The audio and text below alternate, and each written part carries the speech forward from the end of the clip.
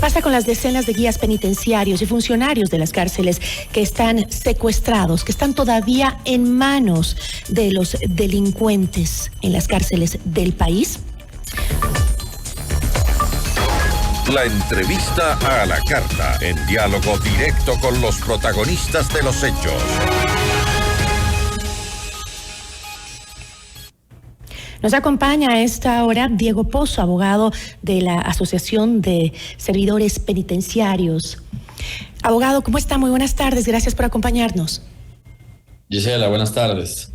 Abogado, ¿ha tenido la oportunidad de saber cómo están los que son del gremio que usted defiende, que usted auspicia? ¿Sabe en qué condiciones están? Porque la ciudadanía no ha tenido ninguna información al respecto, más que los videos que circulan en las redes sociales.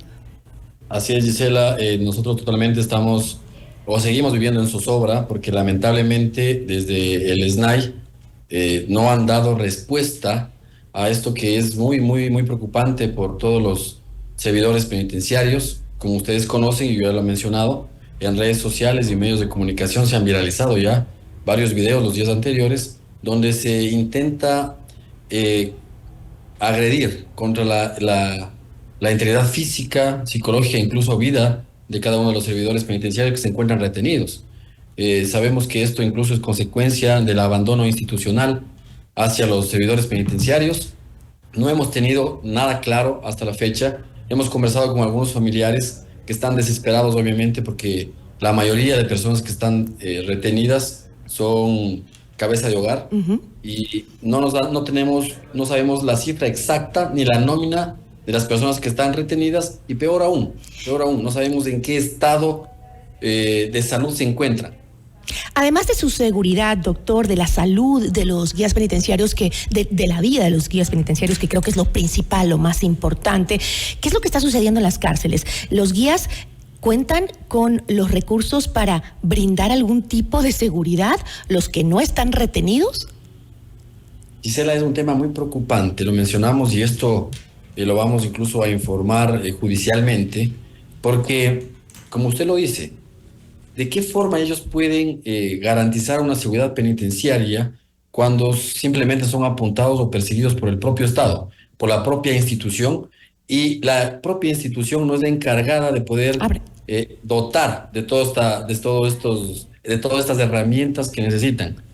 Tenemos nosotros información desde que hace 4 años atrás fue la primera vez o la última vez, bien dicho, que les habían dado uniformes. Las personas que ingresaron al servicio penitenciario en la actualidad tuvieron que costearse su propio uniforme para poder dar el servicio al SNAI y la seguridad penitenciaria. No tienen equipamiento, no hay equipos de protección, no hay chalecos, cascos, escudos, toletes. Se menciona que las placas balísticas posiblemente se encuentran caducadas. No tienen gas, radios o equipos de comunicación. Ni siquiera existe una capacitación a ellos para que puedan tener una coordinación interinstitucional para saber cómo poder solventar estos hechos que actualmente están sucediendo. ¿De qué forma interinstitucionalmente se ha coordinado el cómo actuar dentro de una evasión o amotinamiento? Y esta falta o este descuido institucional se está viendo hoy las consecuencias.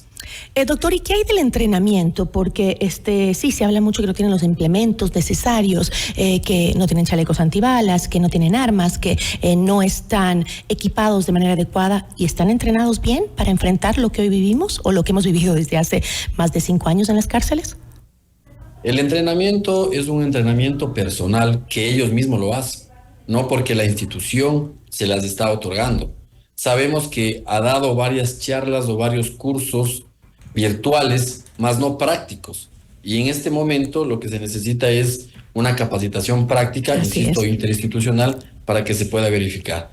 Dentro del SNAI, ellos tienen conocimiento que existen varios informes, incluso por el Ministerio de Trabajo, en donde se pone en riesgo a los servidores penitenciarios, y ellos mencionan que el trabajo de un agente penitenciario se enmarca en un concepto de trabajo penoso, peligroso, tóxico o insalubre. Por lo tanto, se necesita una atención urgente y emergente. Y esto no es de hoy, esto es de gobiernos anteriores. Así es. Esto es un descuido de varios años que ahora lo están sufriendo. Y ahora, importante. dígame.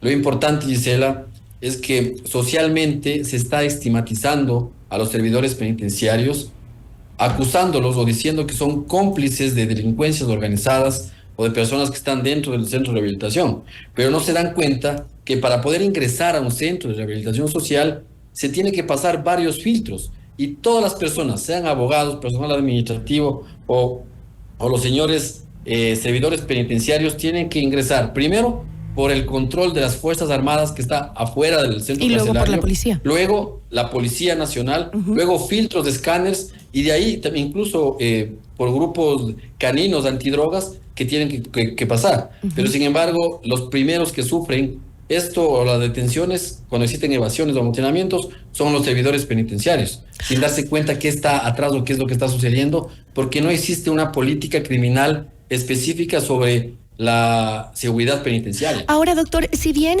este último hecho de violencia ha sorprendido y ha sobrepasado lo que hemos vivido anteriormente en el país, la crisis carcelaria tuvo sus primeras masacres en el 2019 y en el 2020. En realidad, ¿alguna vez en estos años los guías penitenciarios mantuvieron el control de los centros penitenciarios? Es tan lamentable porque en el SNAI lo que reciben los servidores penitenciarios es una persecución interna, donde le realizan a ellos procesos administrativos o sumarios administrativos para sancionarlos, más no para capacitarlos. Mire, Gisela, nosotros tenemos claro la función de cada uno de los grupos armados a favor del Estado. Policía Nacional, Fuerzas Armadas e incluso está incluido también la seguridad penitenciaria. Cada uno cumple su rol, pero los menos escuchados dentro de la seguridad penitenciaria, de los que tienen que encargarse del control de las cárceles, son los miembros de los servicios penitenciarios. Ni siquiera son capacitados. ¿Qué garantías deberían tener los guías justamente para lograr hacer su trabajo de seguridad efectivo? Discúlpeme, se entrecortó. ¿Cuáles serían las garantías que deberían tener los guías penitenciarios para lograr hacer un trabajo de seguridad que sea realmente efectivo?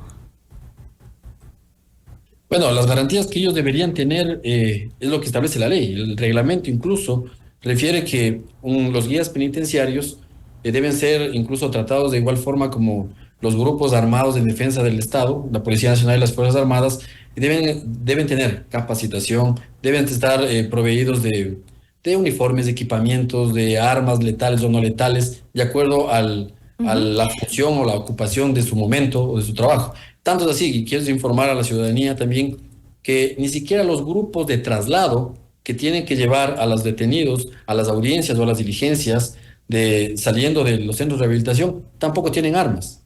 Y se ha atentado contra la vida de ellos. Doctor, el Estado asegura que ha tomado acciones para la protección carcelaria, pero usted me dice que ni siquiera tienen uniformes. Tanto es así, señor Gisela, que en el año 2021 el SNAI entregó el poco armamento que tenía el SNAI, entregó al Comando Conjunto y les dejó desarmados. ¿Cuánto gana un guía penitenciario, doctor? ¿Perdón? ¿Cuánto gana un guía penitenciario? Aproximadamente 800, 700, 800 dólares, aproximadamente. Y lo penoso de esto es que cuando suceden fugas o evasiones, a los primeros que deben detener son a los agentes penitenciarios. Y ellos tienen que gastar en abogado, tienen que trasladarse al lugar donde se encuentren, porque ni siquiera tienen viáticos. Y este descuido generalmente se ve ahora que lo preocupante de esto, lo preocupante de todo esto es que están siendo utilizados como unos peones dentro de una partida de ajedrez donde se quiere solucionar un problema anterior y un descuido institucional sin que se garantice la integridad física, psicológica, sexual y la vida de cada uno de los funcionarios. Usted ha puesto justamente un recurso, ¿no, doctor? Entiendo que usted ha presentado un recurso de habeas corpus, justamente que ha sido sorteado en la unidad de la niñez, de la mujer, niñez y adolescencia, solicitando al SNAI que se proteja justamente la integridad física, psicológica, sexual y la vida de los uniformados. Pero me parece tan raro que se necesite una acción para pedir una protección al SNAI. Eso no debería ser, pero lo obvio. Así es. Hemos nosotros pedido a que la justicia se pronuncie respecto a las obligaciones del SNAI, porque aquí se tiene que hacer responsables de quienes están a cargo de la vigilancia, el control y la coordinación de los centros carcelarios. ¿Y cuáles son las garantías con las que están trabajando las personas, los servidores penitenciarios? Mire, ayer teníamos una entrevista con varias personas e incluso mujeres penitenciarias y decían, nosotros todos los días tenemos que despedirnos de nuestros hijos o de nuestros esposos porque sabemos que entramos, pero no sabemos si salimos. Estamos totalmente desarmados y eso es lamentable. Ahora también es importante mencionarle, Gisela, que también el día de hoy estamos presentando una medida cautelar ante la Comisión Interamericana de Derechos Humanos para que exija y obligue al Estado ecuatoriano proteger los derechos de los servidores penitenciarios, que se precautele la integridad personal y la vida de cada uno de ellos. Increíble que se tenga que llegar a organizaciones internacionales para garantizar la seguridad de quienes siempre deberían tenerla. Yo le agradezco muchísimo, doctor. A usted, pase bien. Buena tarde. Una buena tarde. Nos acompañó Diego Pozo, abogado de la Asociación de Servidores Penitenciarios. Ya volvemos con Notimundo a la Carta.